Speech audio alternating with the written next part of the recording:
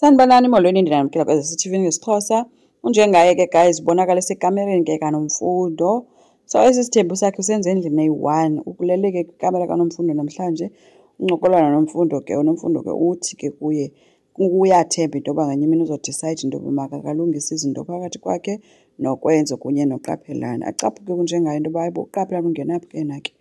Athi omnye hayibo kaloku ngubrother wakho and beni-close. Athi omnye yeyi ndithi kuwe ufile lo mntu ungaphinde ngondixelela ngaloo nto ufile. So acaphuke ke aphinde acela uxolo ke sithi bengamelanga uthethe ngohlobo athethe ngalo noNomfundo ayoyakhe le nto. Qha uthi nje ingase kungabikho mntu othetha ngento emdibanisa noKwenzo noQaphelani phakathi.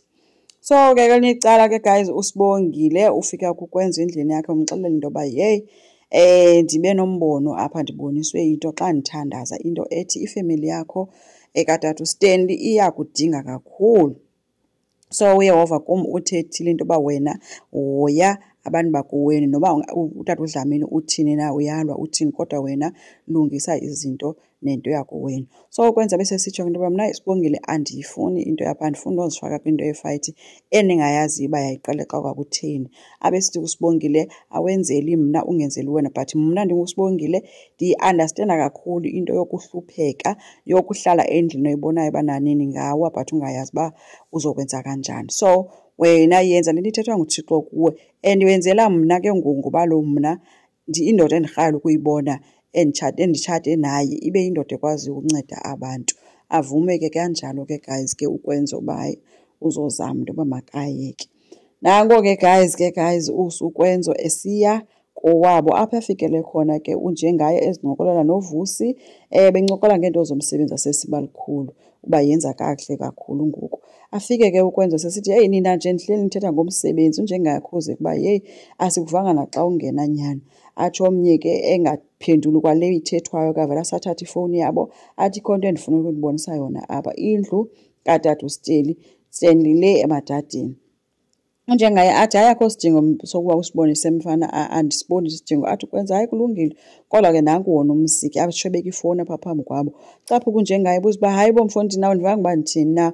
Ayihleke kancinci ke ukwenza sithi hayi kaloku kufanele ukutsho kanjalo wena uphila kamnandi kungoku nina nibhizi nizishayela iwhiskey nonyana wakho apha kumnandi nikwimenshini.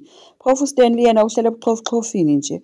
uVusi uthe andithi uyayazi uba uStanley uphila kulaa mzi unjiya ngoba yena zange akwazi ukunakekela umzi wakhe ngenxa yakhe nguye ongakhange ahoye umzi wakhe. Unjengaye angenelele sithi zange ndithi mfana yiyeke le nto. noVusi kangenelele ke caphuke sithi uzama ukwenzani kanti wayithatha iingxaki zabantu uzozenza zalapha ekhaya.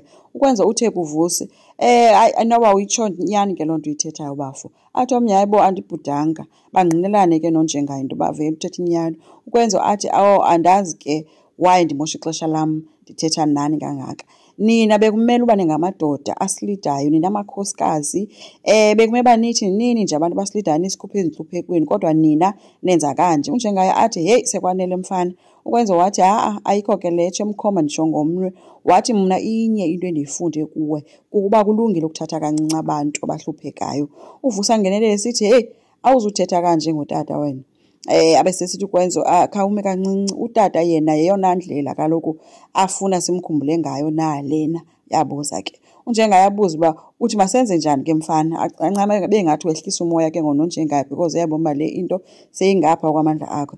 Ukwenza uthe into endizoyenza inye kukwenza isiqinisekiso sokuba ifemeli yam nditsho kuwe ke tata uDlamini ifumana yonke into eyidizevayo and andinicenganga andiceli noba nindincede futhi. uVusi abuza uba wena ke ubukhe wasiva sisithi sifuna ukucengwa nguwe.